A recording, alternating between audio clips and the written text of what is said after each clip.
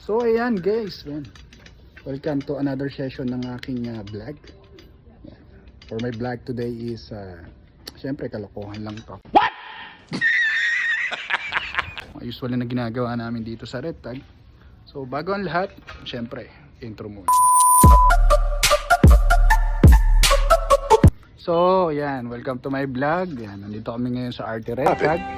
Get some help. What? Ito yung buhay namin dito ngayon. Yan.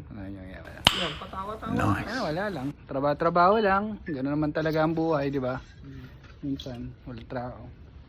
Kailangan naman minsan ganun talaga. Ayan, kaibigan ko. Ang aking best friend tunay dito. Oh, si Boy Tado. Terminal pre. Ay, nagte-terminal daw kami dito kasi terminal. Why are you running? Why are you running? So mamaya na lang uli. Bye bye guys. So yan, welcome back again to my vlog. Yan. Dito kami nagtatrabaho kami dito sa Red Tag ngayon dahil syempre may sale kami and special offer na naman pagkatapos nito. So talagang bakbakan yung mga ginagawa namin. Pre! Ano man ginagawa niya? Easy lang dito sa abroad. Wait for it. Dito ka sa abroad, kailangan Here it comes. Almost there. What? What the fuck? Kailangan talaga. Saka maraming inspiration. Inspiration. Damn!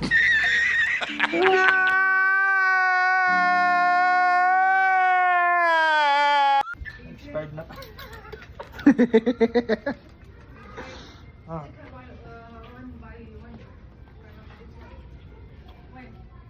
So mamaya na lang uli, okay?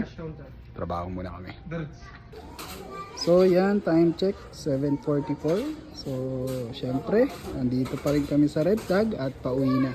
So, usually 7:30 yung uwi ko. Syempre dahil meron pa akong mga ginagawa, kaya yan. So uwian na.